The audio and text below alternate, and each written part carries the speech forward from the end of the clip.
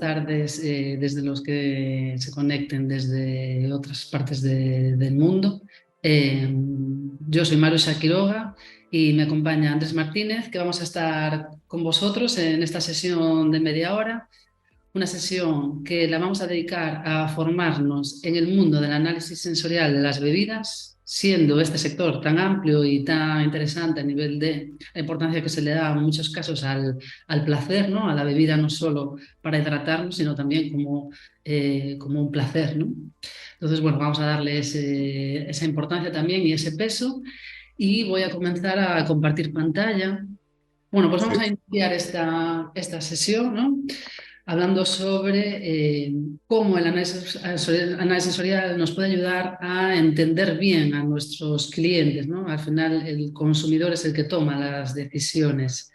Y sí que es verdad que el análisis sensorial, en el que finalmente, lógicamente, se estudia la percepción del consumidor, el análisis sensorial es más amplio, porque también tenemos otro rol, que es el rol del juez entrenado versus el rol consumidor. Siendo el rol del consumidor alguien que nos va a decir si le gusta o no le gusta, lógicamente, la importancia del éxito de un producto en el mercado tiene que ver con que el consumidor acepte un producto, pero es que el juez entrenado es muy interesante porque completa la información del consumidor y llega a unos niveles de profundidad de describir características sensoriales que un consumidor no llega. De hecho, por eso se le llama juez entrenado, porque precisamente se le entrena para emitir un juicio más objetivo. Y es decir, yo le voy a medir, le voy a preguntar sobre la densidad de una bebida y va a medir exactamente, pues probablemente en una escala del 0 al 10, qué densidad tiene esa bebida y puede ser un 7, un 2, el número que sea. Pero nunca le vamos a preguntar si le gusta la densidad. Esto es, ¿no? Cuando haces el match entre el rol entrenado y el consumidor, que pues llegas a entender cosas muy interesantes que también vamos a verlo a lo largo de esta sesión y Andrés pues probablemente también os muestre alguna cosa en el software, ¿no?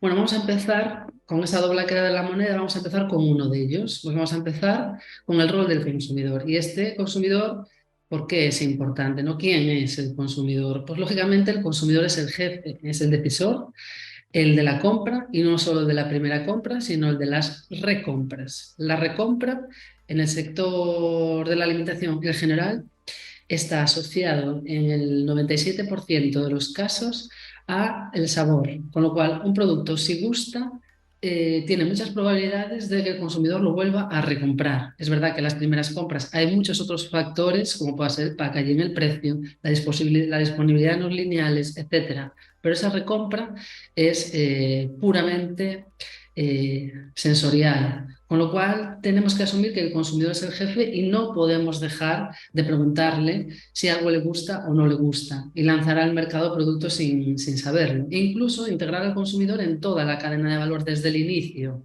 no solo al final, ¿no? Tenemos algún cliente que solo integraba al consumidor al final y el consumidor le daba unos reportes que hacían que tuvieran que hacer cambios a nivel del proceso desde las primeras fases, a nivel de prototipos o pruebas a nivel de I+D, y esto hacía que tuvieran que tomar la decisión de empezar a integrar al consumidor en las primeras etapas del desarrollo del producto y no dejarlo solo para el final, porque a veces si lo dejamos para el final hay cosas que a veces ya no podemos cambiar o gastos en los que hemos incurrido que no podemos revertir, ¿no? Por lo cual el consumidor es el jefe, pues integrémoslos en todo el proceso, ¿no?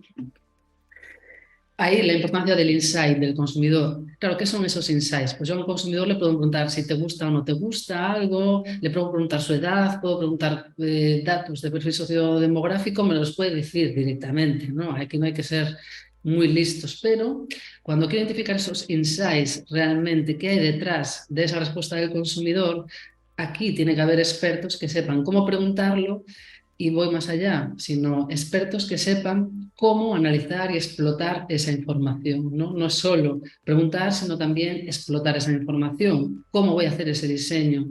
El del experimento, cuando voy a preguntarle al consumidor algo, ¿qué quiero saber en el fondo de cuando yo le estoy preguntando de esta forma, ¿no? Entonces, bueno, cada vez hay más técnicas que mejoran el conocimiento de esos insights, que a lo mejor el consumidor directamente no te puede decir algo, pues como en esta imagen, ¿no? Vemos una chica que está mirando y ahora, ¿cuál me debo? No sé cuál beber.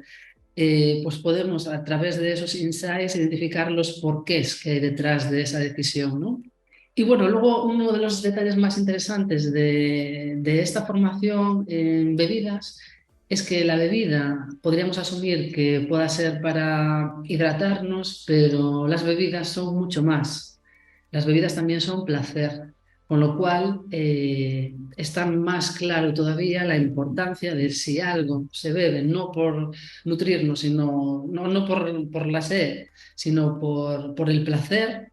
Entonces cobra más importancia el análisis sensorial y medir las percepciones y por qué algo es placentero o no lo es. Bueno, aquí siempre dejamos una nota, ¿no? Hacemos referencia a Netflix, que lógicamente es un caso de éxito, ¿no? En el mercado por hacer bien las cosas. Que bueno, ellos para tomar las decisiones lo que hacen es precisamente experimentar y preguntar al consumidor, darle la oportunidad de votar para hacer mejoras, evolucionar lo que es la experiencia de Netflix, ¿no? Si Netflix ya lo hace, ¿cómo no lo vamos a hacer los que nos dedicamos a lanzar productos que al final van a ser de consumo para beber y para disfrutar? ¿Cómo no vamos a preguntarle al consumidor si le gusta o no le gusta? Y eso es votar. Votar si te gusta más esto o votar si te gusta más lo otro, ¿no? Porque tomar decisiones es fácil, pero tomar buenas decisiones es ya más duro, ¿no? Con lo cual el análisis sensorial nos ayuda a tomar estas decisiones y decidir si irme por aquí o por allá. Cuando a veces estoy perdido en una fase a lo mejor de I+D y tengo diferentes prototipos, pues le voy a testar con el consumidor y decir, ¿y tú qué opinas, no? Porque nos va a dar, digamos, que abrimos las puertas, las ventanas de casa al consumidor final para que nos dé, nos reporte y podamos hacer mejoras en el producto, ¿no? Esto es lo interesante. Y vamos a hablar exactamente de datos, casos, ¿no? Y datos más aplicados de cómo el análisis sensorial en los diferentes departamentos nos puede ayudar. El análisis sensorial es transversal, se aplica seguro en estos tres departamentos, en I+D, en calidad de marketing, pero también en otros, como el departamento comercial, para aunar el lenguaje, para tener argumentos de venta, mi producto gusta más que los de la competencia, etcétera. Pero bueno, los tres, digamos, que podrían ser más claros es en el departamento de I+D, en el departamento de calidad y en el departamento de marketing. Marketing, lógicamente, lleva estudiando al consumidor toda la vida, esto no es nuevo. Pero sí es verdad que el análisis sensorial trae nuevas metodologías de formas de estudiar al consumidor que a lo mejor en un estudio de mercado más estándar o más genérico no se conocen. Y pues el análisis sensorial trabaja a nivel de profundizar en metodologías de medir esa satisfacción del consumidor a nivel de sabores, de texturas, de olores, ¿no? Eso, ahí somos como en el análisis sensorial más expertos en ese sentido. Pero bueno, el marketing, lógicamente, lleva estudiando al consumidor toda la vida. Departamentos de calidad, pues incluso las normas, los estándares de calidad ya empiezan a exigir controles rutinarios del producto, ¿no? Nosotros, un cliente, pues nos contrataba para hacer una formación en análisis sensorial para estandarizar sus niveles de exigencia de los diferentes atributos. Es decir, yo no quiero que este producto salga con un nivel máximo de amargor de una escala del 0 al 10 del 3. Si yo hago controles rutinarios con paneles entrenados y aparece un producto que tenga un nivel mayor de amargor, ese producto no sale a los lineales, ¿no? Y ahí es donde, lógicamente, análisis sensorial versus otras medidas físico-químicas, microbiológicas no llegan, porque a nivel de percepción ocurren muchos lo que son los enmascaramientos, por una pequeña cantidad de acidez puede enmascarar un amargor y sin embargo esos niveles de amargor es lo que proporciona ese amargor, estar ahí en esa cantidad a nivel físico-química, pero no se percibe como tal porque hay una acidez que lo enmascara, ¿no? Entonces, digamos, la magia del análisis sensorial. Y bueno, a nivel de departamentos de I+D que formulan, prototipan y bueno, pues hay que estar haciendo siempre mejoras. Bueno, algunos ejemplos que ponemos así como más claros. Son ejemplos de empresas que usan el análisis sensorial, por ejemplo, para ajustar un producto que se asemeje a otro producto objetivo similar, ¿no? Y pues a lo mejor pues el Just About Right, una metodología que te ayuda a medir si el producto está en el punto justo o no respecto a otro o demás, ¿no? Otro podría ser una reformulación de producto a nivel nutricional, ¿no? Ha pasado, por ejemplo, en las bebidas que había unas exigencias de reducir el contenido de azúcar. Entonces se puede reducir el contenido de azúcar, pero manteniendo los estándares sensoriales, que no se perciba una diferencia sensorial. Y esto, claro, es súper potente a nivel de hacer mejoras en el producto a nivel nutricional, pero manteniendo los estándares mínimos y exigidos, o los estándares, incluso los máximos, ¿no? Estándares máximos sensoriales, ¿no? Mejorar la nutricional sin castigar la sensorialidad. Y claro, aquí el análisis sensorial pues, cobra mucha importancia. Y luego los estudios de producto a lo largo del tiempo, conocer la vida útil sensorial, ¿no? Porque a veces la vida útil de un producto puede ser microbiológicamente muy estable, pero sensorialmente pues pitar, es decir, un producto ya empieza a tener un deterioro sensorial o visual o olfativo o gustativo, cuando a lo mejor la microbiología puede durar 3 o 4 veces más, ¿no? En el tiempo, con lo cual el análisis de la vida útil sensorial cobra mucha importancia. Vamos a hacer un repaso sobre las diferentes técnicas de análisis sensorial, las que había antes, digamos, no vamos a hablar de hace 50 años, sino hace quizás 15, 20, donde había dos metodologías, una para cuantificar y establecer perfiles con paneles entrenados y luego métodos más de afectivos, ¿no? De medir la aceptación y preferencia, algunos basados con escalas, otros sin basarse en escalas, y cada vez salen más, y de hecho esto se va rellenando con más bolitas, ¿no? Nuevos métodos, checklists, flash profiles, métodos más holísticos, test más discriminativos, más pues adaptados, por ejemplo, al número de participantes, porque a veces tengo una limitación del número de consumidores que pueden participar, entonces ajustar a nivel de métodos discriminativos, etcétera, ¿no? Un sinfín de nuevas metodologías que cada vez nos hacen mejores a la hora de analizar pues, esas experiencias, ¿no? Ahora vamos a ver una aplicación en la industria muy interesante, donde la pregunta que os hago es si es estático el comportamiento en boca. Una vez que el producto lo tragamos, hasta su deglución, esos segundos que está en boca, que son los segundos más importantes de un producto, ¿no? Lógicamente, cuando está en boca hasta que hay una deglución, durante todos esos segundos, ese comportamiento es estático. Pues en muchos productos no. Al contrario, es súper dinámico.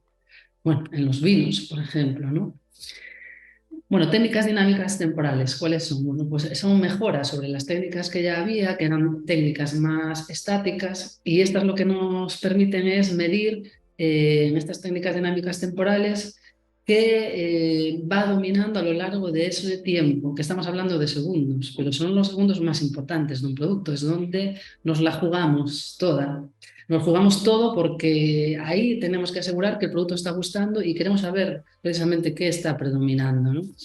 Aquí vemos un ejemplo, imaginémonos que nos estamos tomando una bebida de cacao, que le hemos añadido diferentes parámetros, tiene cierta textura, es bastante denso, por eso también tiene que fundir, tiene también aromas como frutos rojos, tostados, tiene cierta astringencia, una ligera acidez que pueda ser interesante, con algunos trocitos de, ¿no? Unos toppings. Entonces, bueno, pues al consumidor le decimos, te voy a dar X segundos para que pruebes el producto una vez que lo ingieres y que me vayas diciendo cuál es el atributo o el parámetro que más está dominando.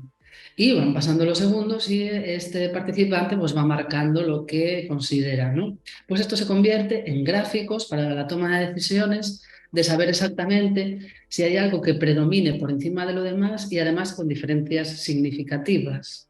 Esto, por ejemplo, esta técnica se utilizó, se inició con el mundo de los edulcorantes y demás, ¿no? Que todos sabemos que los edulcorantes, frente a un azúcar más convencional, la sacarosa, ¿no? Pues tiene una permanencia en boca bastante elevada, incluso desagradable en algunos casos. Entonces ahí se estuvieron trabajando mejoras de cómo edulcorar un producto, sí, con esa permanencia que incluso se permanece después de la dilución, incluso pasados minutos y demás, ¿no? Entonces ahí pues, se fueron añadiendo metodologías como esta técnica que fuera midiendo la sensación dominante a lo largo de todos esos segundos, porque son segundos, en boca, ¿no? Vale, pero como tenemos poco tiempo, porque hemos querido hacer una sesión corta para que sea fresca, eh, nos vamos ya a la parte de, en esa doble cara de la moneda, hablábamos del rol del consumidor, nos vamos ahora al rol del juez entrenado, que también nos aporta muchas cosas.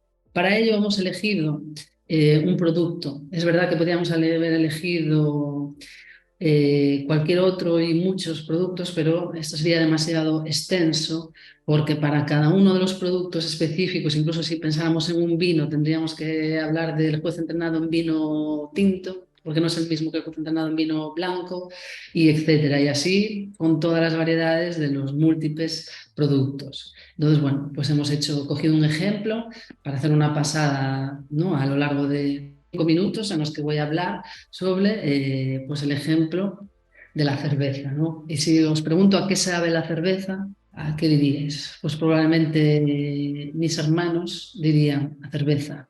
Claro, pero es que la cerveza sabe a muchas cosas. Y la cerveza, entre otras cosas, sabe a todo esto.